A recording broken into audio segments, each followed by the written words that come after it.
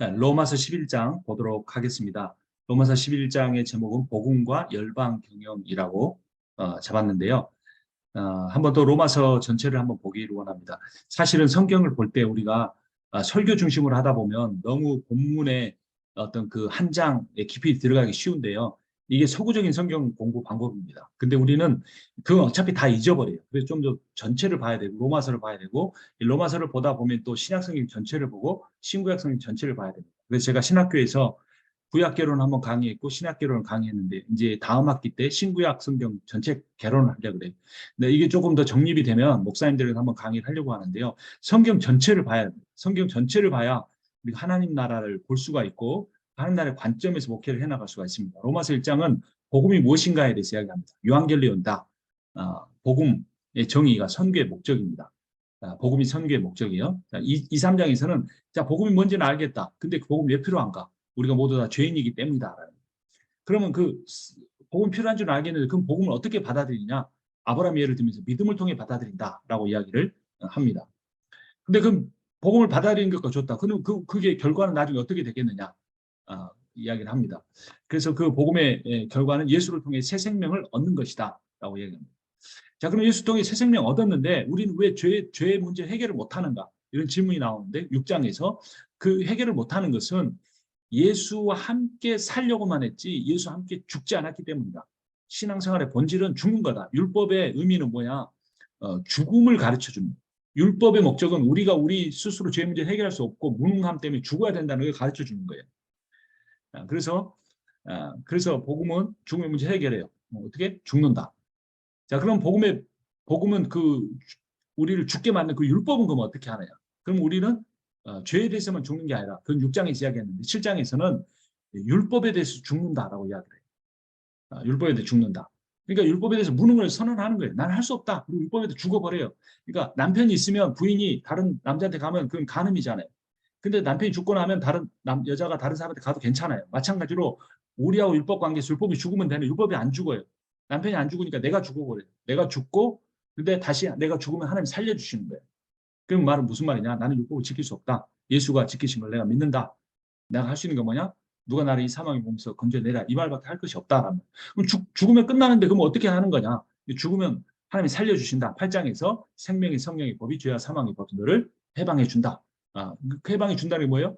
죄와 사망의 법, 율법에 해방된다. 그 전 남편에게서 해방되는 게 네가 죽었으니까.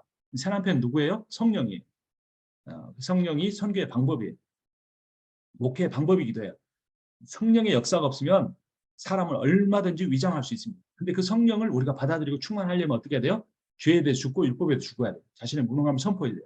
그래서 어떤 그 선교 단체나 또 어떤 그 성경 묵상 강의하는 교회에서는 공개 석상에서 자기 죄를 고백하는 인들을 합니다. 뭐 거기에 대해 이단이라고 말하기도 하는데 그렇게 하려고 하는 목회적 방법, 선교적 방법의 이유가 있어요. 죄에 대해서 죽고 율법에 죽었다는 걸 다 드러내는 거예요. 근데 그렇게 죽음을 공포하지 못하는 사람은 어떻게 하느냐? 자꾸 위장해요. 자꾸 율법 지키는 거, 자기 의를 자꾸 쌓아가요. 새벽 기도한다. 뭐 저도 어떤 분에게 도전받고 매일 1시간씩 기도하는데 이게 제 의가 얼마든지 될 수 있는 거예요. 그게 아니라는 거예요. 죽어야 돼요. 그럼 성령이 살려주세요. 우리 성령이 우리 가운데 역사를 해주세요. 자, 그런데 이 성령에 의한 복음을 이스라엘은 받아들이지 않는데 어떻게 된 것이냐? 그런데 왜 그 이스라엘은 참 이스라엘이 아니다. 참 이스라엘은 믿음으로 구원받는 자들이다. 근데 이 참 이스라엘인 이방인들이 돌아오면 결국 유대인들이 보고 그 참 이스라엘인 이방인들이 유대인 대신 회심하고 돌아온 걸 보면 유대인들이 그걸 보고 시기해서 유대인들도 돌아오게 된다. 이것이 9장의 이야기였어요. 그래서 참 믿음을 가져라. 예수의 의를 가져라. 이야기를 한 거고요. 10장은 그 이방인에게 복음이 갈 수밖에 없던 이유에 대해서 이야기합니다. 유대인들이 거부했기 때문이다. 그런데 그것을 이방인들 어떻게 복음을 받아들였느냐? 마음으로 믿고 입으로 시인해서 구원에 이르렀다 했는데 그 마음으로 믿는다는 것이 그냥 이렇게 속으로 인지하는 게 아니고 지정이 전인격적으로 받아들이는 거고 입으로 시인하는 것은 사회, 경제, 신체적으로 자신이 어떤 해를 받더라도 괜찮다고 공포하는 것이다 라는 단지 전도지 믿고 아멘 하는 게 아니에요. 예수 전당 부신조 이런 식의 전도가 아니라는 겁니다. 그러나 어쨌든 그 복음을 전하는 자가 있어야 그것을 믿는 자가 있다. 선교의 필요성을 이야기했어요. 자, 11장 지금 보려고 하는데요. 이방인에게 복음 전파를 할 때 어떻게 되는가? 유대인들이 귀환할 것이다. 유대인들이 회복될 것이다. 이것이 선교의 과정이다. 그래서 사도 바울은 그 선교의 과정을 위해서 이방인에게 복음을 전하는 것이지 이방인 선교가 최종 목적이 아니다라는 거예요. 사도 바울은 동족을 사랑했어요. 그래서 그 동족을 위해서라면 자기의 구원이 끊어지더라도 내가 그걸 간절히 바라는 바라고 이야기했어요. 근데 사도 바울은 빅픽처를 갖고 있었어요. 사실 사도 바울이 빅픽처를 갖고 있었던 게 아니고 사도 바울을 다메섹에서 만나주신 부활의 예수 그리스도께서 그 빅픽처를 갖고 계셨죠.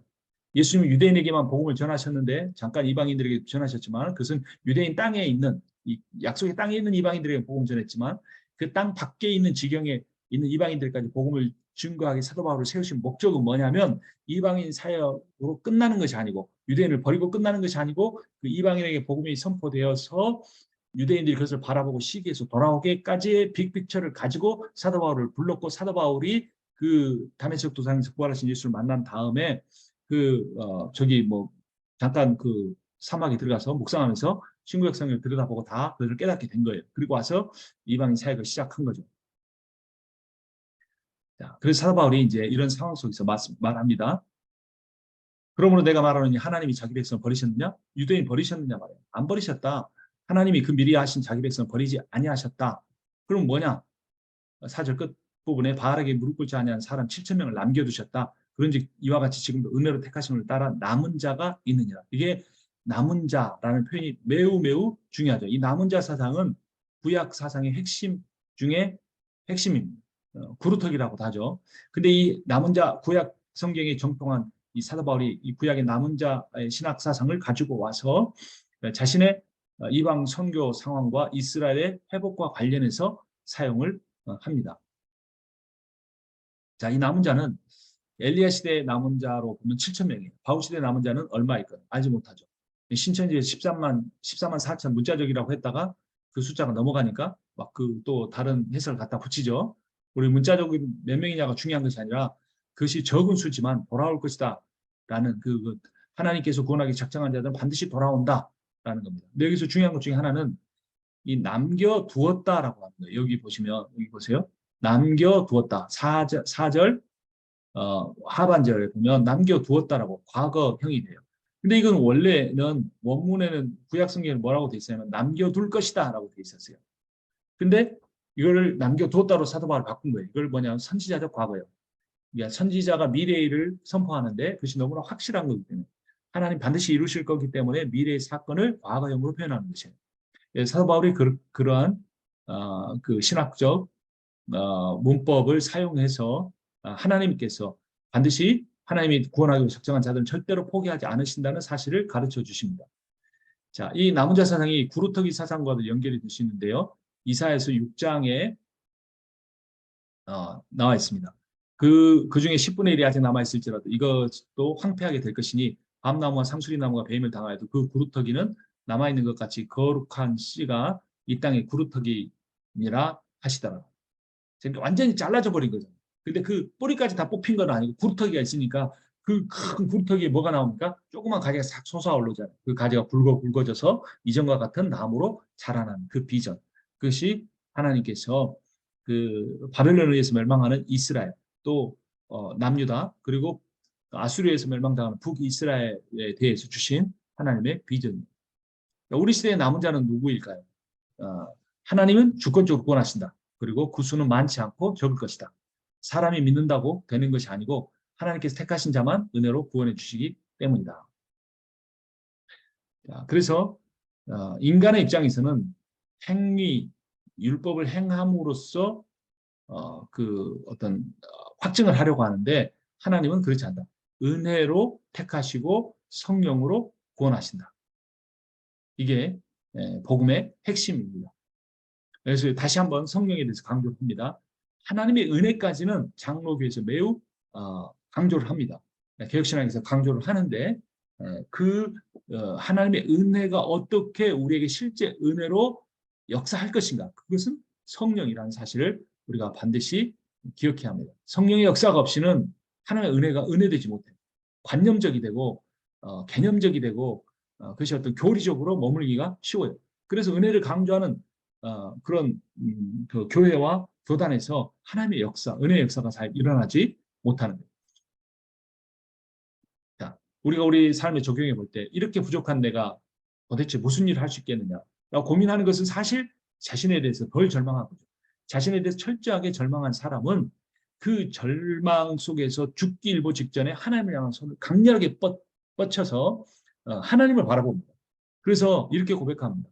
위대하신 하나님께서 이 적은 수를 가지고 얼마나 위대한 일을 할 수 있으실까라는 기대를 하게 돼요. 그리고 기도하게 됩니다.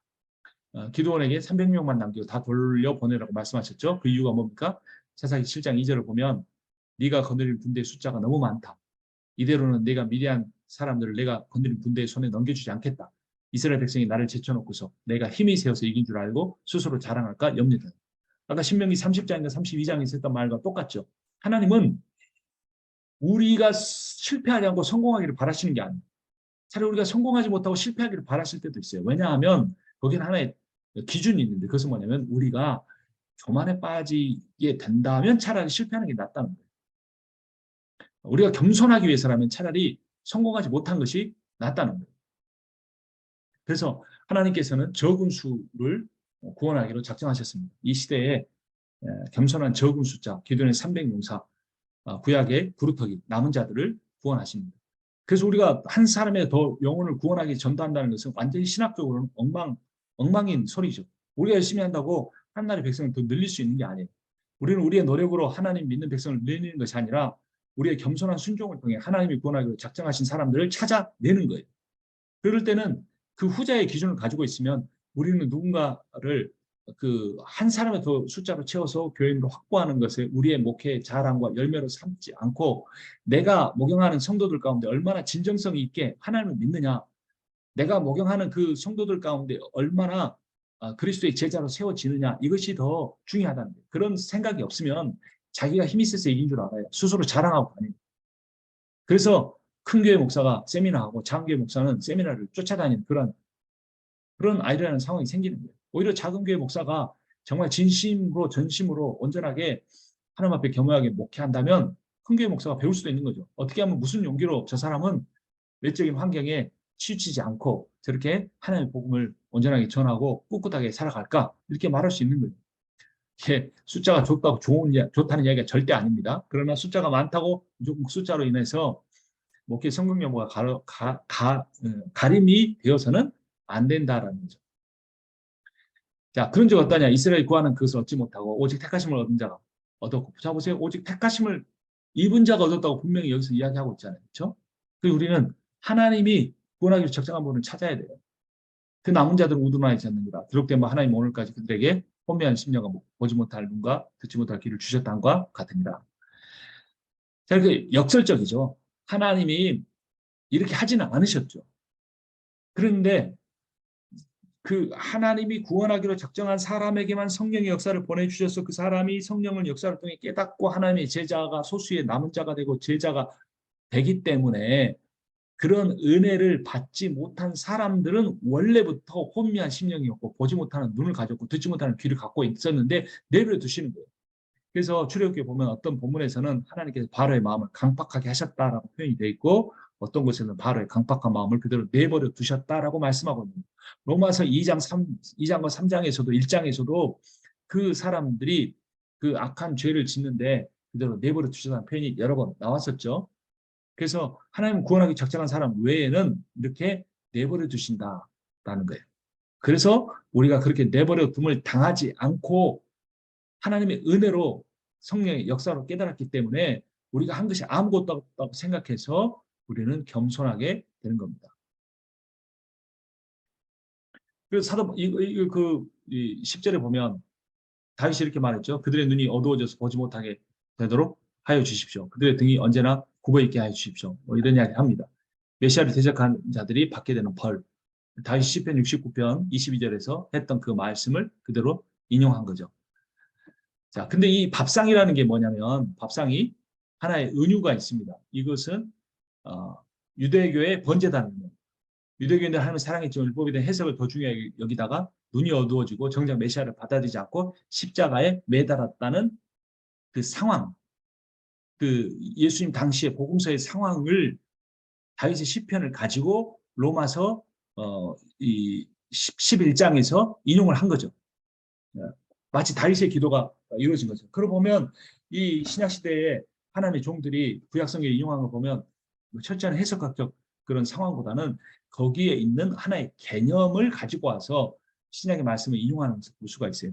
그래서 우리가 너무 성경을 복잡하게 볼 필요가 없습니다. 성경은 중요한 것은 전체적인 문맥과 흐름이에요. 그 전체적인 문맥과 흐름을 놓치면서 부분만 열심히 신학적으로 파고 교리에 맞는지 안 맞는지 찾아봐야 소용없어요. 사도 바울은 분명하게 예수 그리스도의 십자가의 복음, 부활의 복음을 가지고 성령의 복음을 가지고 그 전체적 흐름을 가지고 구약을 꿰뚫어 보면서 이런 이야기를 해가고 있는 겁니다.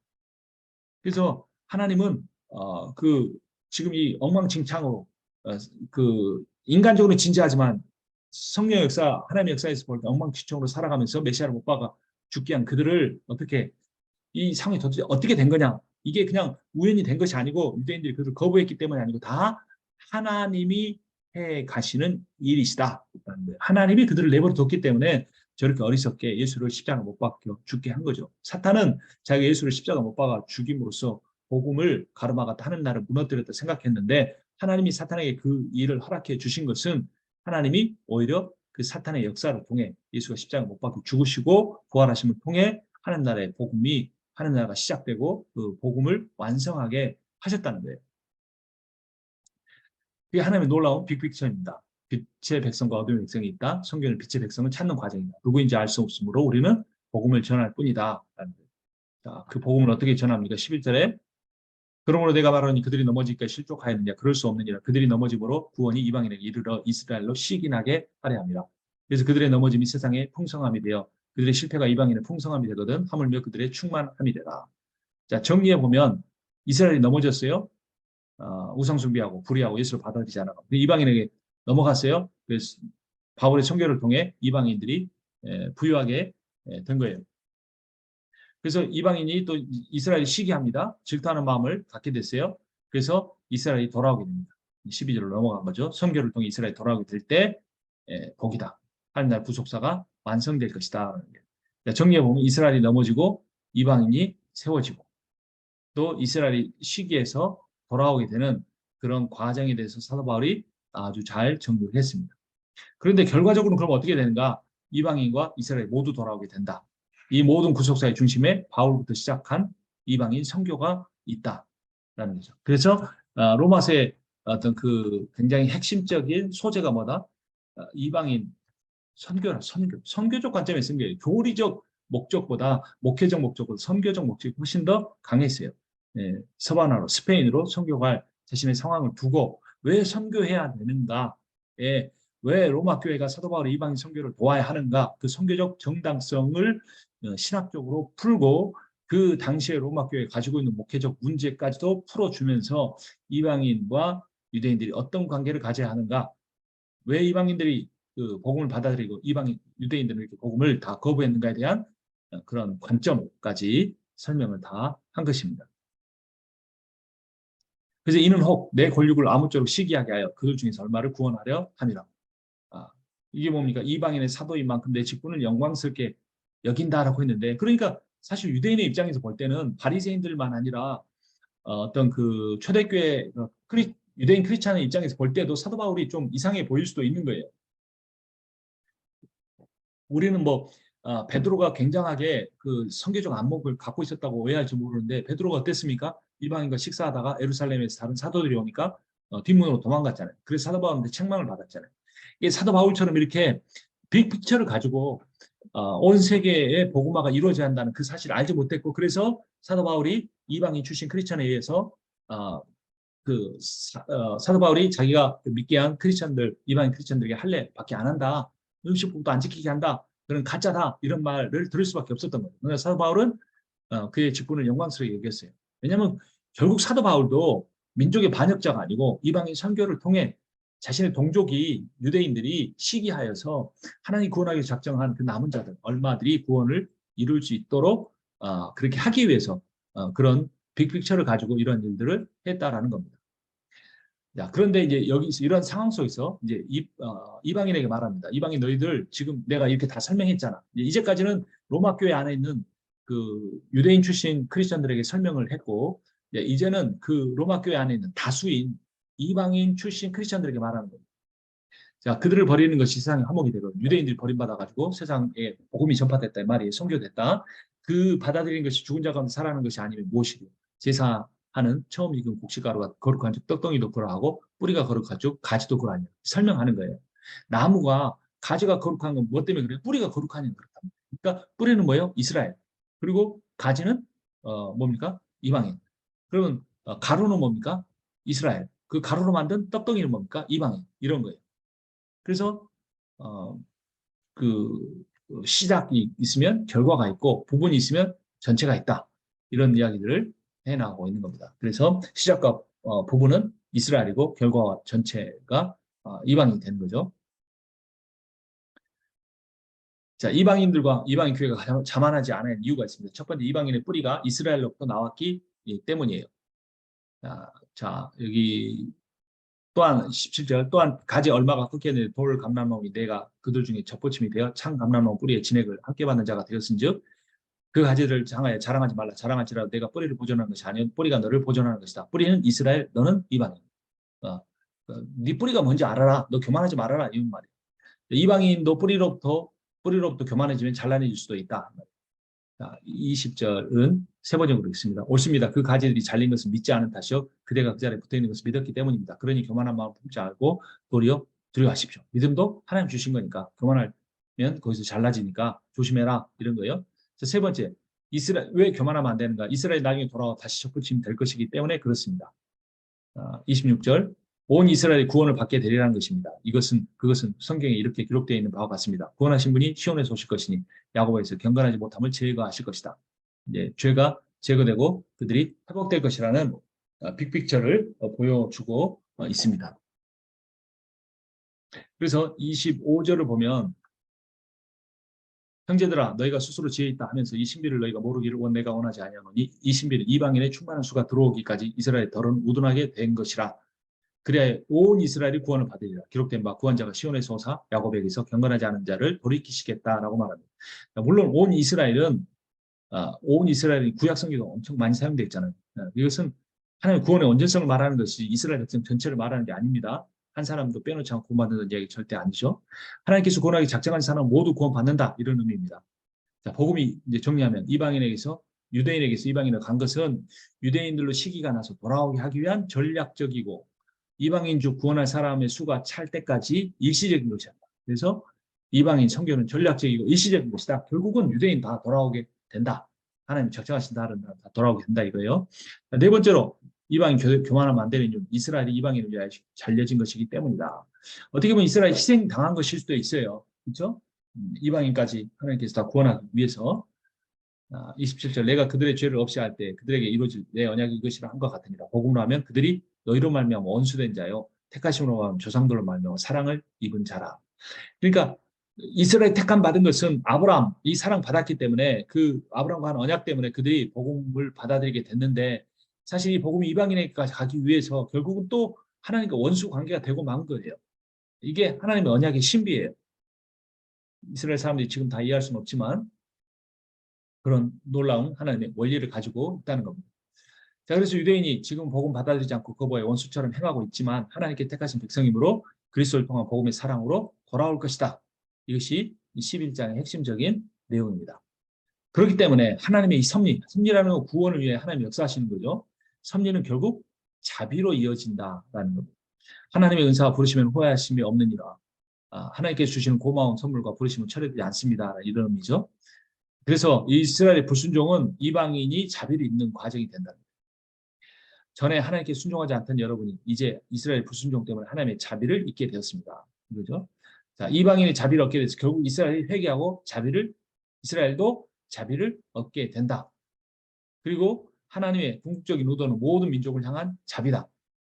32절 하나님께서 모든 사람을 순종하지 않은 상태에 가두신 것은 그들에게 자비를 베푸시라는 것입니다.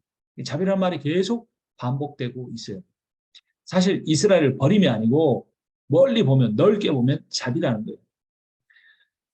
하나님이 내버려 주심이 또는 죄를 짓도록 허용하시는 게 왜 자비인가? 라는 질문이 또 생깁니다.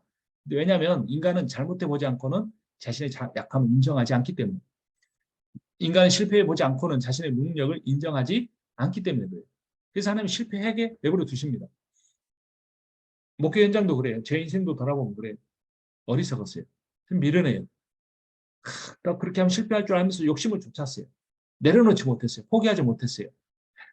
근데 하나님 어떻게 생각해보면 그래서 5년, 10년이 지나가는데 왜 붙잡아 주지 않으셨습니까? 하나님 그때 실패하게 않으셨으면 나중에 더 크게 실패합니다. 인간은 실패해보지 않고는 자신의 능력을 인정하지 않습니다. 그래서 어떤 실패를 했든지 바꿔 말하면 어떤 고난을 겪었든지 그것을 통해 자신의 연약함과 무능력을 100%, 1000%, 10,000% 인정할 수 있게 됐다면 그것은 결코 실패가 아니에요.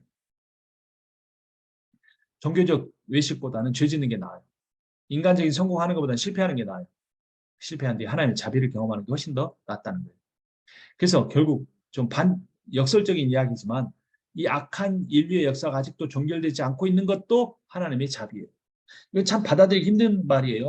참 이렇게 말하기 위험스러운 표현. 하지만 이것이 맞는 겁니다.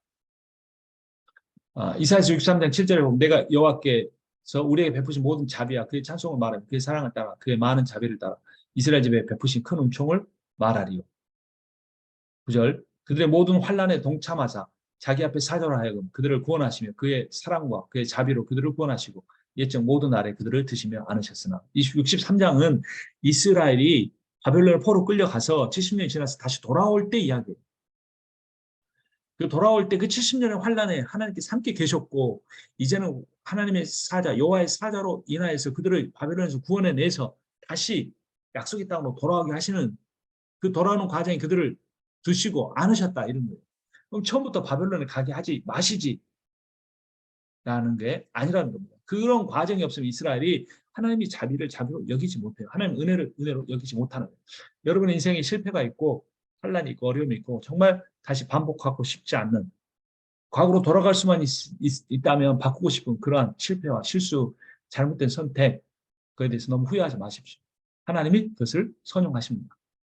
하나님이 그것을 구원의 길로 이끄시는 어떤 도구로 사용하십니다. 우리가 지금은 다 이해할 수 없지만 우리 하나님 말씀을 보면서 그렇게 크게 넓게 보는 것입니다. 자, 그럼 하나님의 이런 지혜를 보게 하나님의 섭리와 지혜를 우리가 깨닫게 되는데 이 하나님의 섭리와 지혜를 우리가 그 지혜의 깊이를 알 수가 없어요. 알 수 있다고 생각하면 교만한 겁니다. 또 그 하나님의 마음도 헤아릴 수가 없어요. 모든 건 다 은혜로 받은 거예요. 결국 하나님은 만물의 근원이시고 만물의 목적이 되시는 거예요. 자, 36절 보면 만물이 그에게서 그로 말미암아 있고 그를 위하여 있습니다. 그에게 영광이 세세 있기를 빕니다. 아멘. 그래서 하나님으로부터 구원을 받는 것이 아니고 하나님이 구원이세요. 자 보세요. 만물이 주에게서 나왔다 그랬잖아요. 만물이 또 주에게로 돌아간다 그랬죠. 그러니까 하나님이 구원이에요. 하나님이 생명이에요. 자, 만물이 그에게서 나고 그랬잖아요. 만물의 생명이 하나님으로부터 있다는 거예요. 여기서 굉장히 중요한 게 있습니다. 하나님이 우리에게 목회 성공을 주시는 게 아니고 하나님과 함께 있는 것이 목회의 성공이에요. 하나님이 우리에게 목회의 성공을 주신다고 생각하면 그것은 숫자가 기준이 되는 거예요. 재정이 기준이 되는 거예요. 건물이 기준이 되는 거예요. 프로그램이 기준이 되는 거예요. 내 설교의 역량이 기준이 되는 거예요. 그러나 성공의 기준이 그러한 숫자의 외적인 것이 있지 않고 하나님에게 있다는 사실을 우리가 깨닫게 되면 비록 우리가 고난 가운데 있고 어려움 가운데 있어도 하나님만 계시면 우리는 실패한 존재가 아니고 우리는 성공한 자들입니다. 우리는 언제나 하나님 나라의 구원의 역사에 귀하게 쓰임을 받고 있는 것입니다. 이런 의미에서 하나님께서 결국 유대인들을 이방인 선교의 과정이 지난 뒤에 그들을 회복시키시고 구원에 이르게 하신다. 이것이 하나님의 구원의 섭리이다라고 말하고 11장을 마칩니다.